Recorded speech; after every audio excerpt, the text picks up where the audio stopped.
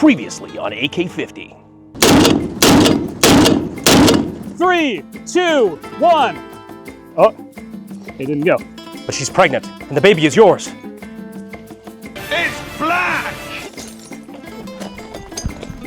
Back here. That's it. I'm getting me mallet. What's going on, guys? We are back out here at Drive Tanks, and it is 50 time. Now, last time we did an AK-50 video out here, we were actually firing this without a recoil spring because we needed some data because we were trying to rework the system that we had. This time, we have our new spring, and the gun sounds sexy as ever. AK-50 ASMR. So we're gonna show you exactly what we changed. We're gonna test fire it, see if it fucking explodes, and if we're still here at the end of the day, then cool, ice cream. Chocolate chip. There we go. There's something you haven't seen on the AK-50 in a while, shiny parts, because we made some new stuff. And most importantly, the new recoil spring assembly. There we go.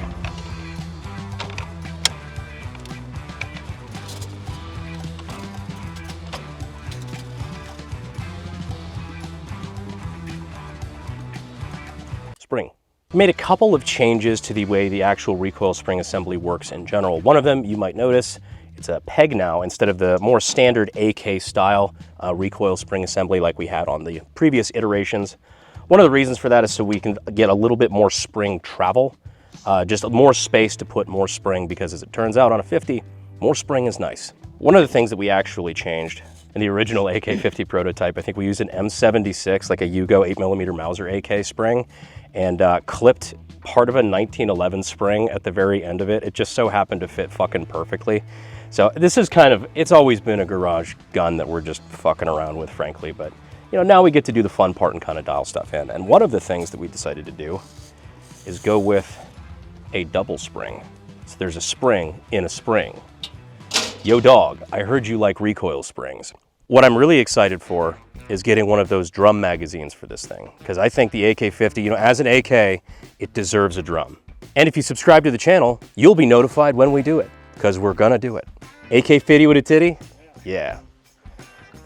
I'm getting caught up on my urban slang. A titty is slang for a drum. I learned that from the M92 video, actually. I can be urban. Seriously, subscribe. The videos might get better, but the humor won't. Anyway. So it might seem kind of weird and crack smoking to have a spring inside a spring, but if you ever look inside like a Glock Gen 4 and newer, or like the buffer of an M250 cal, putting a spring inside a spring is actually a pretty good way to get more spring force with a limited amount of distance. 40% more spring per spring. Yeah, so on this prototype here, we started with the AK spring just to get basically a baseline to figure out what exactly we need to put in the gun.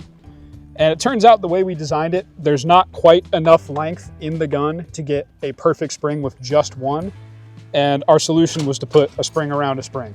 Which you can already tell, just even by racking the gun as it is way more responsive, I guess is what you would say. It is, yeah. Something people mention when they've seen this new spring assembly is they think it's gonna be a really strong spring because it looks pretty big. And it's actually dialed in such that the full weight of charging is less than most like 50 cal rifles or like belt-fed machine guns or whatever. It looks big, but it's not putting out a ton of force. Like I could do that with my thumb and forefinger. Yeah, like it passes the pinky test, as I almost knocked this gun off the fucking tank, which, what a sentence. Which did require us to remanufacture the buffer in the system here, which, I mean, not the biggest deal in the world. We did actually have to cut the dust cover assembly a little bit to accommodate, to make some room. Yeah, and open up the bolt carrier to fit the bigger spring. Oh, another thing that's kind of odd looking is we have this felt pad here at the back, at the rear of the buffer. That's just to give it a little more cushion at the rear and get the travel distance a little bit more to where we want it. And again, M250 cal has this sort of thing in the back of the buffer assembly. So not completely unprecedented. No, it looks weird, but it's not uncommon. Now, this should give us a lot more oomph on the return, which, you know, some of the malfunctions that we've seen, that was a little bit of a problem in the early versions when the spring started to wear out a little bit. If you pointed it up in the air and you pulled it back, it wouldn't pick up a round, so it just didn't quite have enough ass behind it. I'm really curious to see how this affects the way the gun shoots. Yeah, I am too, because it was pretty nice before, and on paper, this should make it even nicer. Yeah, because this is assuming it already works. like one of the most comfortable 50 cals to shoot. Yeah. For sure, at least in my experience. Now it's, I guess, time to do the damn thing. Shit, let's get a mag loaded up and let's try this bitch out. Let's do it. What's up, guys? Back out on the campaign trail, which means we're back out on the road. I'm currently standing in front of an indoor Sonic. I didn't even think that was fucking legal. You know, I like it. There's a certain freedom to being in the driver's seat, on the road and in life. But debt hijacks that. When you're buried in credit cards, loans, medical bills, you're not calling the shots anymore. The banks are. And that's why more people are turning to PDS Debt. They've helped hundreds of thousands of people get back in control, pay less, and move forward with confidence. They go beyond the numbers to figure out your unique financial situation and get a personalized plan just for you. There's no minimum credit score required. They're just here to help you save more and pay less. They have an A+ rating on the Better Business Bureau and have thousands of 5-star reviews on Google. No clue how many this place has. So you could be 30 seconds away from being debt-free. So get your free assessment now and find the best option for you at pdsdebt.com/Brandon. pdsdebt.com/Brandon. pdsdebt.com/Brandon. Thank you to PDS Debt for sponsoring the video. Also, big thank you again for SDI for sponsoring the channel. If you're looking to get your start in gunsmithing and weapons technology, you can check them out down in the description and the pinned comment. Now, back to this 5-hour drive.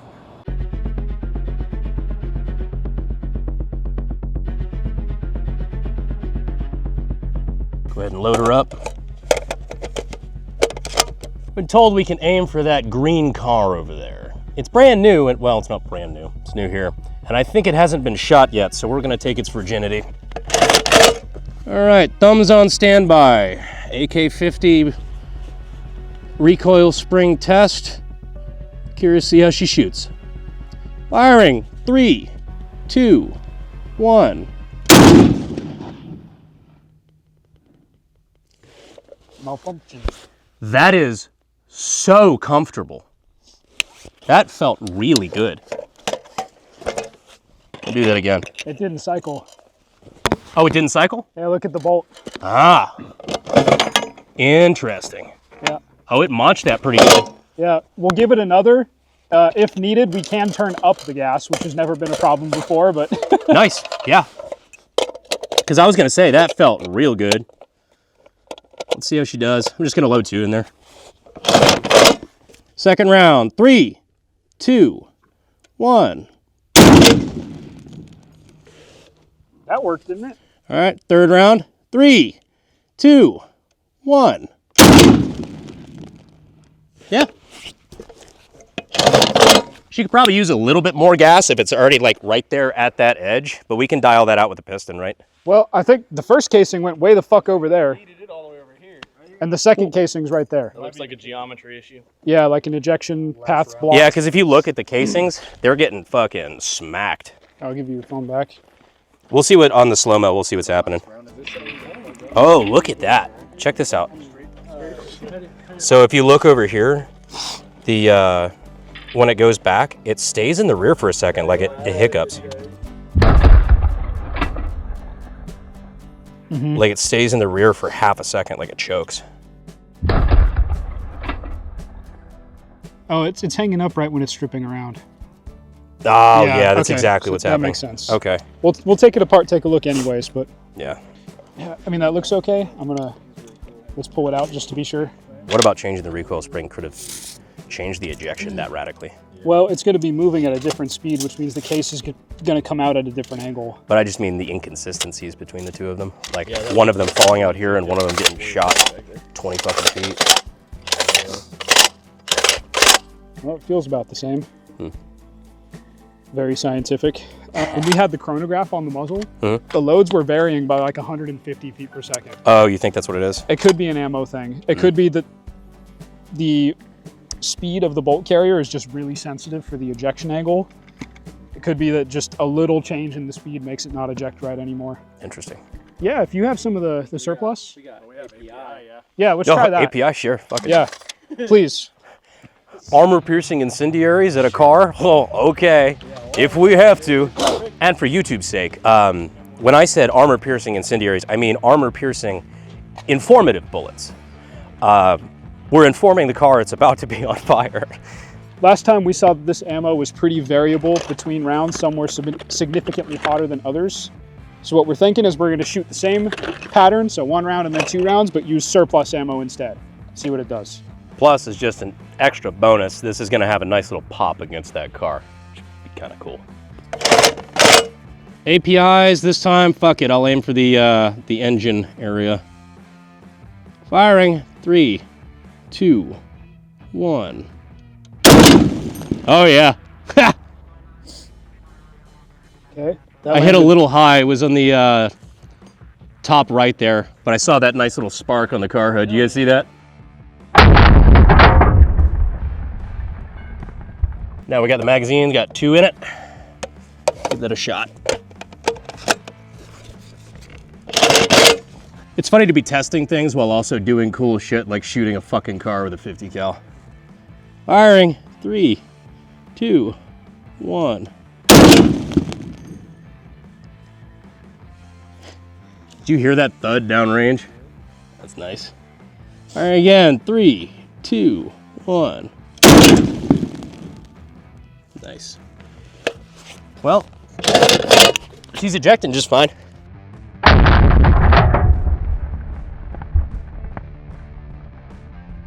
So this gun has never had like super perfect consistent ejection. I think what's going on is with the slightly different speed, these casings are hitting the bolt carrier or the dust cover on the way out.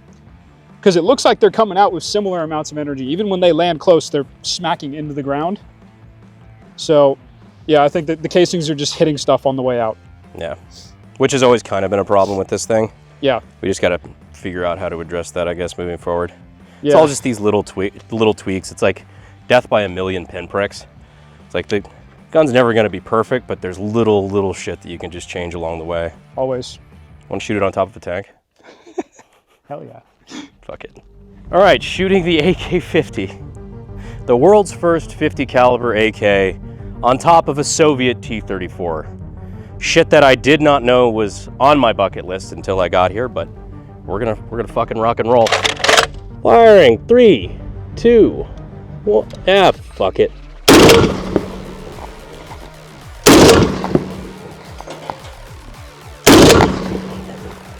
That's so fucking cool.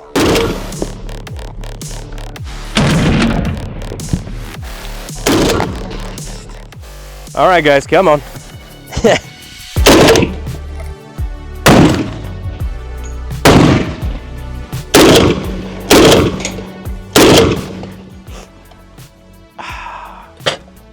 Thank you guys for joining us on this episode of The Gang Purposely Breaks the AK-50 so we can rebuild it slightly better.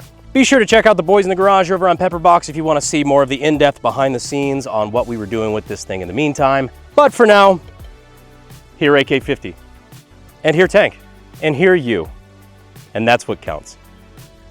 All right, fuck off. Fuel is my obsession to make the perfect weapon, like Rasputin's rise to the top.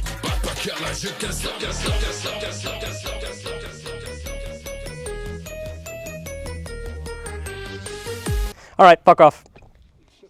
Let me do that without tripping.